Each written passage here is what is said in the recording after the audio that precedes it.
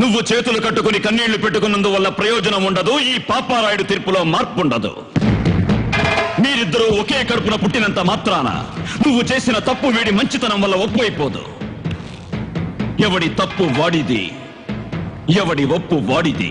న్యాయానికి తెలిసిన బంధం బంధుత్వం ఒక్కటే. ఒప్పు చేసిన వాడు దానికి బంధువు, తప్పు చేసిన వాడు దానికి శత్రువు.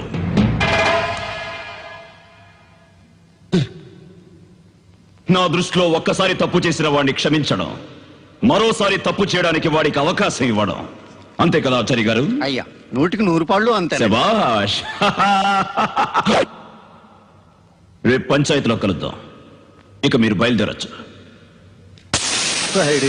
తమరు మరొక్కసారి.